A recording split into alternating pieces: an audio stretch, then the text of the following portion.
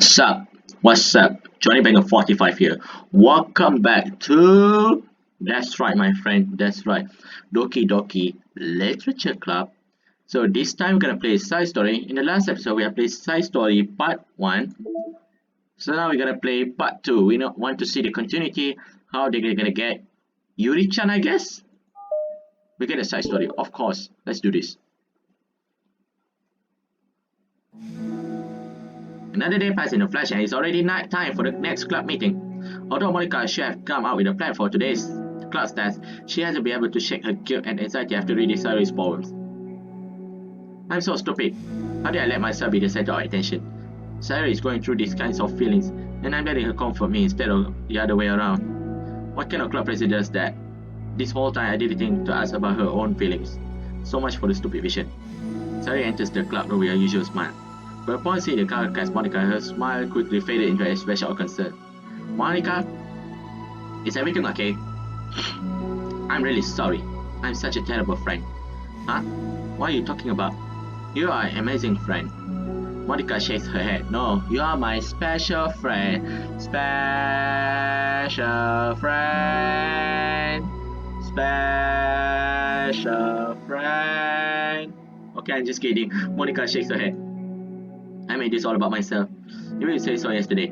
You told me that I'm trying to make the club that I need the most right. But my problems are so trivial compared to yours. Sayuri responds quietly. What are you talking about? But as she says that, her face darkens.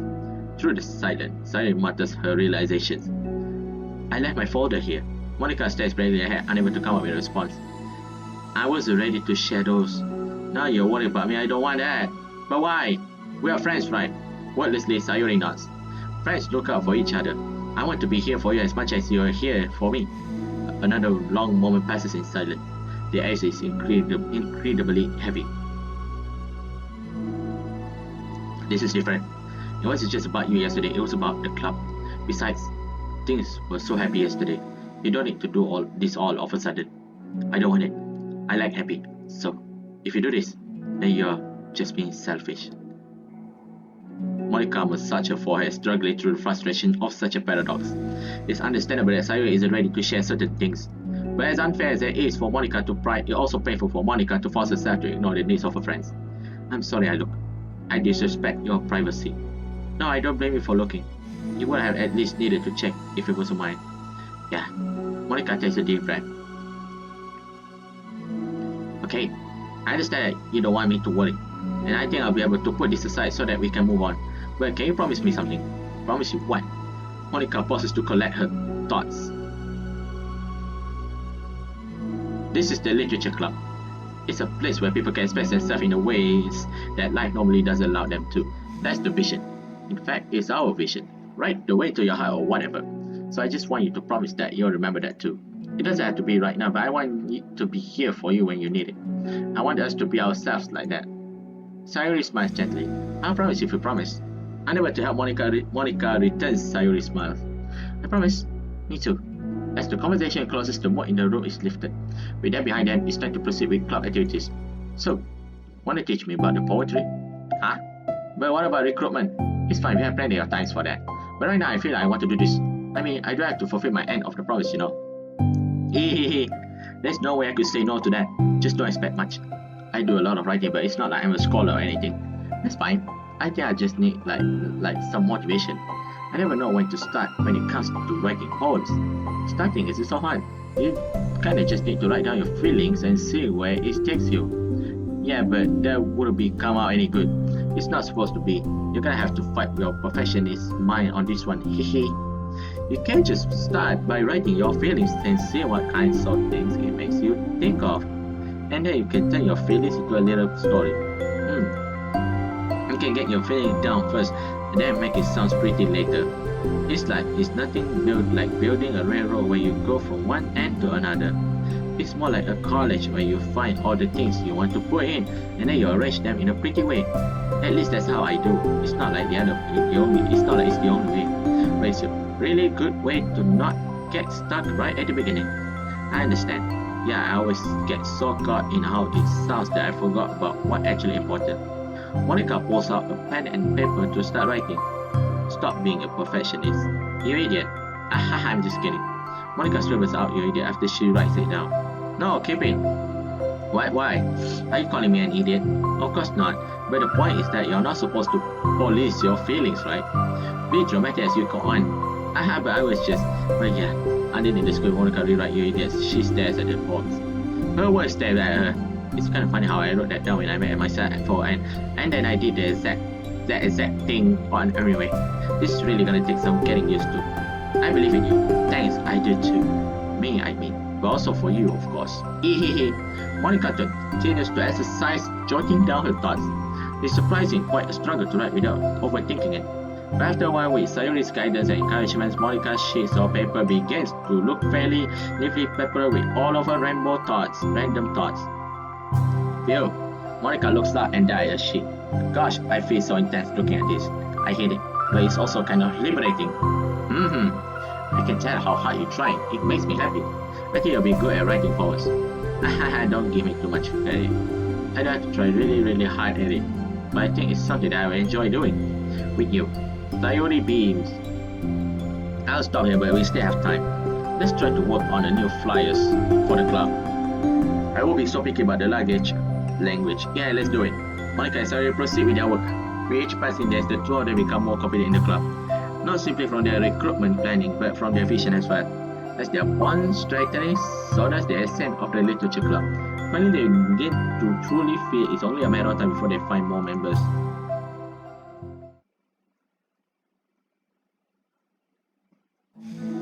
Another day passes. As usual, Monica is the first one to the club room. With her is to print out the revised literature club flyers, complete with all the new ideas Monica and Sayuri came out with. If only this was the flyer we gave to that one reading girl the other day. It's so much more attractive than the old me. But the new catchphrase is featured clearly in the center of the flyers. Write the way into your heart. Surely common sense would say that one writes from the heart, not into the heart. But the message behind the word is that one can use writing to discover themselves. Hopefully Monica and Sayuri had thought it would be enough to garner some curiosity from students. Why do I feel so tense looking at this? Monica thinks back to the previous meeting when she's performed writing exercise. Was I always this bad at expressing myself? How am I supposed to be the president if I can't even demonstrate what the club is supposed to be about?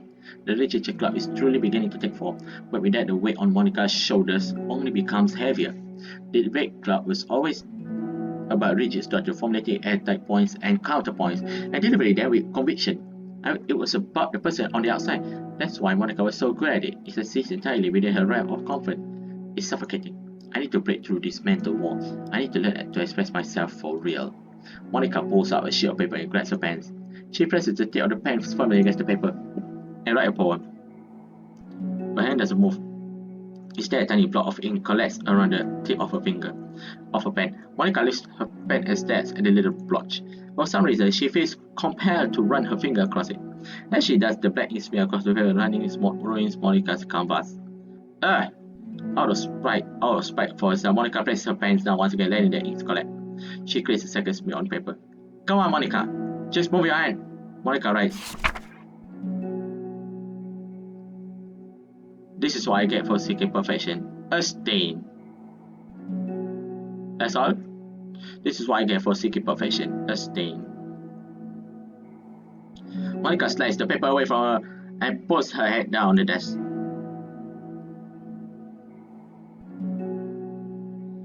The air conditioner seems louder today. I'm here. Hi. Monica hears Cyrus approach her desk, then stops for a second while reading a piece of paper. Then she sits down in the adjacent desk. Bad day? Me too. You too? The new flyer looks so good. You've been working so hard on the club, but also something else, I think. I can't do it. I'm sorry. It's so hard to just be vulnerable. Sayuri takes the sheet of paper from Monica's desk. She writes something down and stares at it for a while. Can I trust you? Of course. You can trust me with anything. Sayuri gazes at Monica with sadness in her eyes. Understanding the scene, Monica takes the paper from Sayuri's desk and reads it.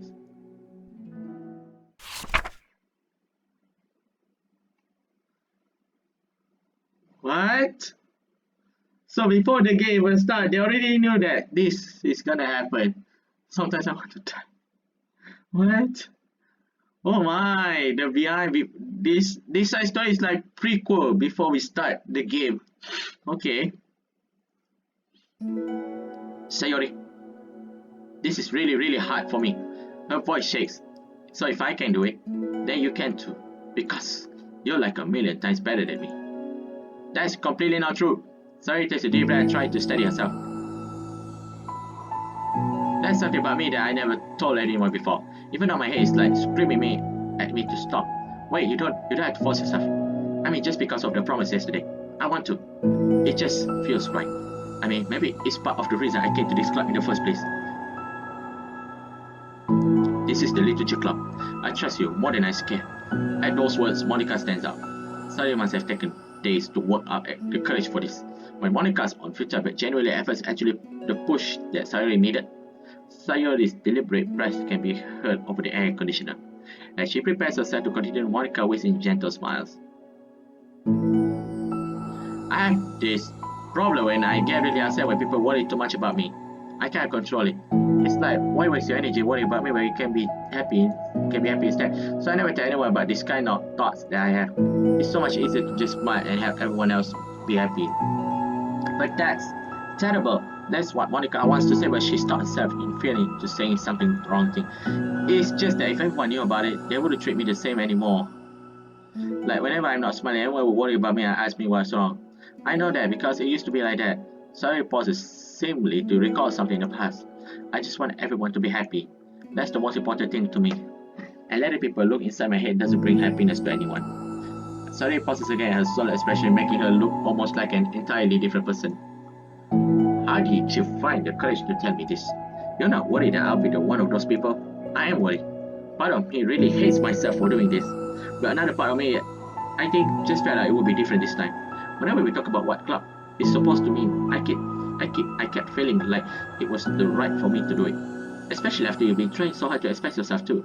It just made me feel like I could say anything in confidence, and our friendship doesn't have to change. Ahaha. It's so silly. The club is only 2 members, but it already means this much to me. Monica feels a tightening sensation in her heart. A feeling of connection as Sayori's emotions radiate between them. Me too. I was so lost until you show up. You're so brave, Sayori. You're so strong and brave. I don't even compare. Monica steps forwards. But if nothing else, I can at least offer you some hug energy, if you like. Wordlessly and without a smile, Sayori rests her forehead on Monica's shoulders.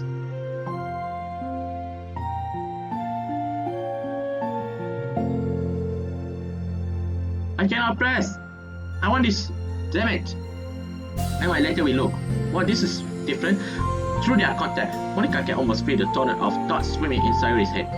And in this moment, enhanced by the air of the club, Monica realized that of all the days that have passed, this is the one where she really hopes that nobody new walks through the door. She speaks softly. You're like the sweetest girl I have ever met. You can say anything, I'll never judge you. I promise. Sayori's breath begins to quiver. She takes several deep breaths, trying as hard as she can to start speaking, to say the things she never once dared to say aloud. Finally, she speaks in a choked voice. I'm so worthless. I'm worthless and everyone would be better off without me. She suspects a sob as a tear falls down her cheek. I'm just an inconvenience to everyone. I'm not good at anything and it just feels like everyone has to put up with me and I hate it. The more Sayori speaks, the more she fails to control her voice, falling victim to the overwhelming sadness clutching at her throat and chest. I don't want to have these thoughts. I wanted to go away and now I'm making you put up with me and I just want to die. As soon as Sayori loses her composure, Monica becomes determined to keep her own. She only wants to be what Sayori needs right now, so she won't let any sadness show. Her voice comes through as soft and gentle. This isn't putting up with you. It's just being your friend. Monica offers a few words of comfort, but she knows Sayori said herself that the thoughts Sayori experiences are ones that don't belong, and Monica can magically make them go away. The most she can do is help Sayori battle them like any good friends would. You have so much value. to me and your other friends too. This club would have been the same without you. I really mean that. Your coming here was the best thing that could have happened. Even if we never got any other new members, I would be still happy. That's what you brought here. You brought us a vision and you also brought happiness. And that's your favorite thing to do, right? Sayori doesn't respond, but Monica feels a gently nod. No more words are needed between them. The two share their embrace for a while longer. Monica letting Sayori takes as much time as she needs. Once her breathing is steadily and her sniffer fully ceases, Sayori lifts her head and wipes her eyes. Water breathing! Just kidding. This is not Yaiba. I guess I needed that. Some days are harder than others. Well, I'm here whenever you need me. But any other times, I'll make sure that things are the way they usually are. If that's what makes you happy. Thanks. You're the best. No, you are. The two exchange smiles. You know, I'm sorry for bringing this up all of a sudden, but have you considered talking to a professional? Sayori nods. It's scary, since it's already so hard to tell people. Yeah, well, of course, it will always be your choice, but if you're ever looking to find courage for it, I can do my best to help you. Thanks. I think it helps knowing that you would. Sayori suddenly yawns and stretches. Wow, that made me tired. And hungry. Well, I won't make you do any work today if you're not up for it. No, I want to. I mean, I can say it's definitely one thing that makes me happy. Monica smiles, but I might want to get a snack first. All of a sudden, the sound of the door causes the two of them turns their heads. The door opens halfway, then stops. A face peeks inside. Yuri-chan, finally you come. A face that seems similar. Yuri-chan! That is definitely Yuri-chan. And we got a mail.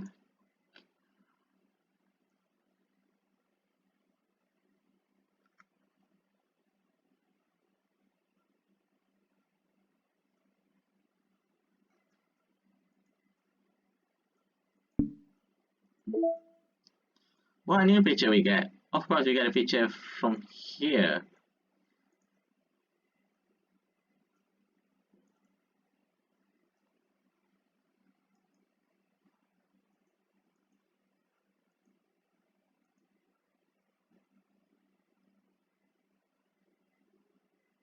Yes, this is the best picture. Monica and Sayori.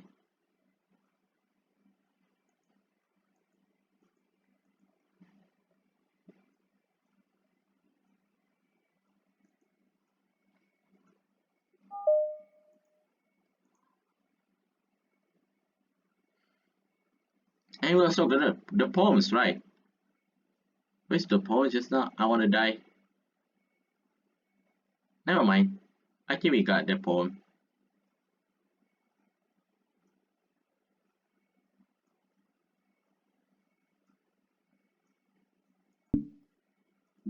That's not this music. Alright, so that's it for the first side story known as Trust. So next episode we're gonna play another chapter, another side story of course. So with that, see you guys in the next episode. Adios e famosa.